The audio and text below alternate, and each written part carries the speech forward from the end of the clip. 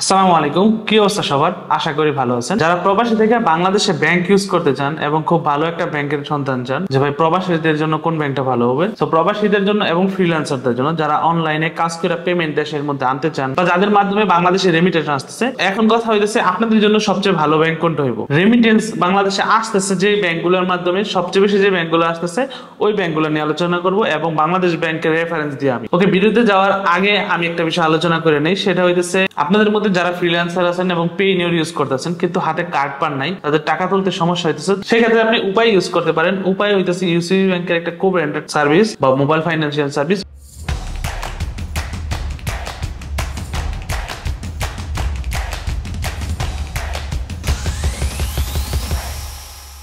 উপায়ের মাধ্যমে আপনি খুব সহজে আপনার পেইনিয়র অ্যাকাউন্ট লিংক করতে পারবেন আপনার উপায় অ্যাকাউন্টের সাথে। লিংক করার পরে আপনার যে পেইনিয়র অ্যাকাউন্টে যে ডলারগুলো আছে সেগুলো খুব সহজে উপায় উইথড্র দিতে পারবেন এবং উপায় অ্যাকাউন্টের এই টাকাগুলো ইউসিবি ব্যাংকের যে কোনো এটিএম থেকে ফ্রিতে তুলতে পারবেন।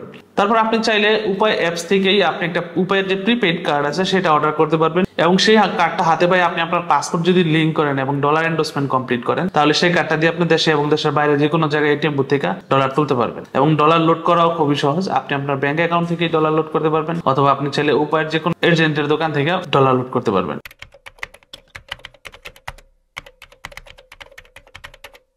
ওকে, এবার আসি আজকের ভিডিওর টপিকে, কোন ব্যাংকটা আপনাদের জন্য বেস্ট হবে অর্থাৎ রেমিটেন্স আসার জন্য। এখানে আমি প্রবাসী এবং ফ্রিল্যান্সার দুই ধরনের মানুষের জন্য এই ব্যাংকের যে ডিটেইলস আলোচনা করতেছি। সো মোট কথা হচ্ছে রেমিটেন্স বিভাগের আন্ডারে। সো এটা হচ্ছে বাংলাদেশ ব্যাংকের ওয়েবসাইট। এখানে আপনি দেখতে পাচ্ছেন bb.org.bd, তার মানে এটা বাংলাদেশ ব্যাংকের অফিসিয়াল ওয়েবসাইট। সো এই ব্যাংকে গেলে আপনি বাংলাদেশ ব্যাংক রিলেটেড যত ধরনের ইনফরমেশন আছে সবগুলো এখানে পাবেন। সো আমি এখানে যে লিংকটা দিব আপনাকে, এই লিংকটাতে যদি আপনি যান ডিসক্রিপশনে দেওয়া আছে বাংলাদেশের প্রতি মাসে যে পরিমাণ টাকা বাংলাদেশে ঢুকতেছে রেমিটেন্স আসতেছে ওইটার একটা হিসাব পেয়ে যাবেন। দেখেন এইখানে জুন মাসে, এখন কিন্তু জুলাই চলতেছে, তার মানে লাস্ট মান্থে এখানে বাংলাদেশে ঢুকছে $2541 মিলিয়ন, $299 বিলিয়ন টাকা ঢুকছে আর কি টাকা হিসাবে। আমরা এখানে দেখতে চাইতেছি যে কোন ব্যাংকটা আমাদের জন্য ভালো হবে। তো আমরা এখান থেকে একটা ইনফরমেশন বার করব, সেটা হইতেছে সবচেয়ে বেশি রেমিটেন্সটা কোন ব্যাংকের মাধ্যমে আসতেছে। ওই ইনফরমেশনটা যদি আমরা পাই যাই তাহলে আমরা বুঝতে পারবো যে বেশিরভাগ মানুষ দেশের কোন ব্যাংকটা ইউজ করতেছে, এর মধ্যে কোন ব্যাংকগুলো ভালো সার্ভিস দিতেছে, তাহলে আমরা বুঝতে পারবো। সো আমরা এটা পাওয়ার জন্য এখানে লাস্ট যে আপডেট আছে এটা এখানে ক্লিক করব। ক্লিক করলে আমাদের কাছে একটা পিডিএফ আসবে, এটা কিন্তু বাংলাদেশ ব্যাংকের দ্বারা নির্ধারিত। এই পিডিএফ এ লেখা আছে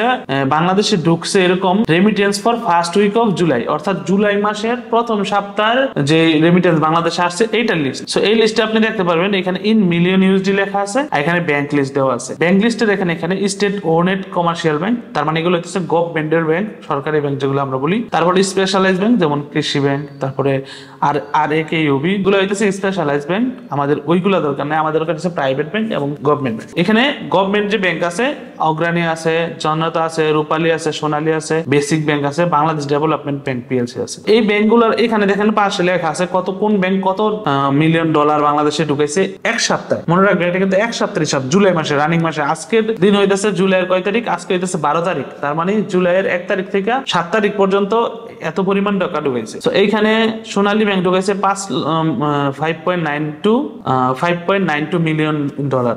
সবচেয়ে বেশি ঢুকাইছে এখানে সরকারি ব্যাংকের মধ্যে ঢুকাইছে সবচেয়ে বেশি এই রূপালী ব্যাংক 10.74 মিলিয়ন ডলার। এখন আমাদের কথা হচ্ছে আমরা এগুলো তো খুব অল্প পরিমাণ, সবচেয়ে বেশি কোন ব্যাংক ঢুকাইছে সেগুলো যদি চেক করি তাহলে আমরা এখানে নিচে আসবো।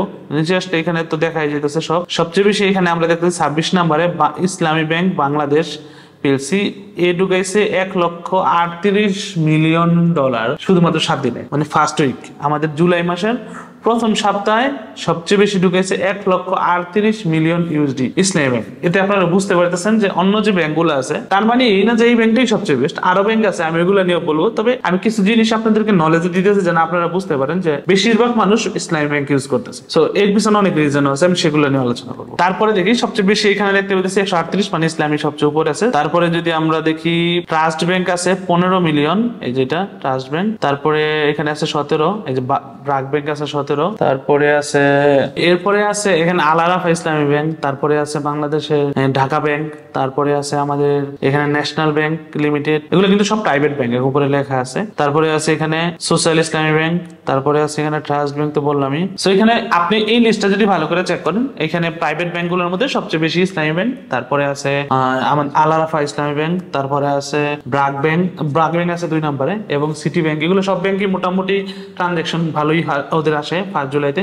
এখন কথা হইতেছে ইসলামীতে 1 জুলাইতে আসছে, এর মানে এই না যে ইসলামী আগায় আছে বা অন্য ব্যাংকগুলো অনেক পিছিয়ে আছে। অন্য ব্যাংকগুলো মোটামুটি অনেক আগে আছে, যেহেতু এটা মাত্র 1 সপ্তাহের হিসাব। সো যেহেতু মাত্র প্রথম সপ্তাহের হিসাব করছে, এই জন্য এই ব্যাংকটা আগে দেখাইতেছে এবং অন্য ব্যাংকগুলো অনেক পিছিয়ে দেখাইতেছে। কিন্তু আপনি যদি পুরো মাসের হিসাব আমরা এখানে দেখতাম, তাহলে দেখবো যে এখানে অতটা ইফেক্ট না, শুধুমাত্র ইসলামী ব্যাংকটা একটু আগায়। কারণ অনেক মানুষ যারা প্রবাসে কাজ করে তারা অত বেশি ঝামেলা যেতে চান বা বিভিন্ন কারণে ওনারা ইসলামী ব্যাংকে অ্যাকাউন্ট খোলাটা বেশি সহজলভ্য মনে করে, এই জন্য। কিন্তু সার্ভিস হিসাবে দেখতে গেলে ইসলামী ব্যাংক ছাড়া অন্য যে প্রাইভেট ব্যাংকগুলো আছে ওইগুলো অনেক ভালো সার্ভিস দেয়। ওকে, এবার আসি, যেহেতু আমি দেখাইছি যে ইসলামী ব্যাংকটা সবচেয়ে বেশি ট্রান্সফার করছে প্রথম সপ্তাহে, তার মানে এই না যে ইসলামী ব্যাংক সবচেয়ে অন্যগুলো অনেক বেশি পিছায়া, এরকম না। এটা হইতেছে প্রথম সপ্তাহে ইসলামী ব্যাংক বেশি টাকা রিসিভ করছে জুলাই মাসের। এর মানে হইতেছে 1 থেকে 10 তারিখের ভিতরে সবচেয়ে বেশি মানুষ বেতন পায়, বা যারা প্রবাসী থাকে বা যারা রেমিটেন্স পায়, এই জন্য এই সময়ের মধ্যে অনেকে টাকা পায় দেশে পাঠায়। বিশেষ করে প্রবাসীরা যখনই বেতন পায় তখনই দেশে পাঠায় দেয়, এই জন্য প্রথম সপ্তাহে দেখা যাচ্ছে ইসলামী ব্যাংকের অনেকটাই বেশি তফাৎ। কিন্তু আমি যদি মাসের শেষে দেখতাম, তাহলে দেখতাম যে অন্য ব্যাংকগুলো মোটামুটি কাছাকাছি আছে। সো আমি চাইতেছি আপনারা এইভাবে ট্রানজাকশন দেখেই না ভাইবেন যে ইসলামী ব্যাংক অনেক ভালো বা অন্য ব্যাংকগুলো অনেক খারাপ, এরকম না। ইসলামী ব্যাংক যেহেতু একটা প্রাইভেট ব্যাংক, এর পাশাপাশি BRAC bank, city bank, UCB bank, এগুলো সবই প্রাইভেট ব্যাংক। ওই দিক থেকে সার্ভিস অলমোস্ট সেম। কিন্তু আমি আমার যতটুকু আমি নিজের দেখছি বা ইউজ করে আমি নিজের যে এক্সপিরিয়েন্স পাইছি, ওই এক্সপিরিয়েন্স থেকে আমার কাছে যে ব্যাংকগুলো ভালো লাগে, ওই দিক থেকে যদি সাজাই, তাহলে ইসলামী ব্যাংক মূলত সবচেয়ে নিচে থাকবে। ওদের সার্ভিস মানে ব্যাংকে যা প্র্যাকটিক্যাল যে সার্ভিস পাইছি, কিছু ব্যাংক আছে যারা খুব ভালো সার্ভিস দিতেছে এই দিকগুলোতে। যেমন সিটি ব্যাংকের অ্যাপ্লিকেশন ইউজ করে খুব মজা পাবেন আপনি, সব ধরনের সুবিধা আছে। অ্যাপস থেকে আপনার ডুয়াল কারেন্সি অন অফ করা যায়, বা সিটি ব্যাংকের যে সুবিধা আছে যে টাকাগুলো ডলার হিসাবে ইউজ করতে পারবেন। তারপর ইউসিবি ব্যাংকের সুবিধা আছে। ইউসিবি ব্যাংকের সবচেয়ে বড় সুবিধা হইতেছে যে আপনি যদি ডলার রিসিভ করেন অ্যাকাউন্টে, তাহলে সেটা ডলার হিসাবে রাখতে পারবেন এবং টাকা হিসাবে তুলতে পারবেন, প্লাস চাইলে ডলার রেখে দিতে পারবেন অ্যাকাউন্টে স্টোর করে। তারপরে আছে ব্রাক ব্যাংক, তারপরে সিটি ব্যাংক, তারপর ট্রাস্ট ব্যাংক। এই ব্যাংকগুলো মোটামুটি প্রাইভেটের মধ্যে ভালো। গভর্নমেন্ট ব্যাংকের আমার ওইরকম এক্সপিরিয়েন্স নাই। ওকে, এবার আসি প্রবাসী যারা আছেন, তারা যদি টাকা পাঠাইতে চান, কোন ব্যাংকে আপনাদের জন্য সহজ হবে, ব্যাংকের অ্যাকাউন্ট ছাড়াও সুবিধা আছে কিনা। অবশ্যই সবগুলা ব্যাংক, এখানে যতগুলো ব্যাংকের নাম আমি বললাম যে এখানে যে লিস্ট আছে, আপনারা যদি চেক করেন, সবগুলা ব্যাংকই যারা রেমিটেন্স রিসিভ করতেছে, এই ব্যাংক লিস্ট যেগুলো আছে এগুলাই শুধুমাত্র রেমিটেন্স রিসিভ করে। এর বাইরে যে ব্যাংকগুলো আছে, ওই একটা এই লিস্টের বাইরে কোনো ব্যাংকই রেমিটেন্স রিসিভ করে না। ওরা হচ্ছে দেশে বাংলাদেশের লোকালি পেমেন্ট সার্ভিস করে, লোকালি টাকা ট্রান্সফার করে। সো এই লিস্টের মধ্যে আপনি যদি কোনো ব্যাংকের সুবিধা নিতে চান, তাহলে আপনি যেটা করতে পারেন সেটা হইতেছে আপনি খোঁজ নিবেন আপনি কিভাবে পেমেন্ট পাঠাবেন। আপনি কি একটা ব্যাংকের অ্যাকাউন্টের মাধ্যমে পাঠাবেন নাকি পিন নাম্বারে পাঠাবেন। যারা প্রবাসী আছে তারা বেশিরভাগই পিন নাম্বারে পাঠায়। পিন নাম্বার মানে হচ্ছে আপনাকে একটা মানি গেটওয়ে এর মাধ্যমে, যেমন মানি গ্র্যান্ড আছে, তারপরে ওয়েস্টার্ন ইউনিয়ন আছে, তারপরে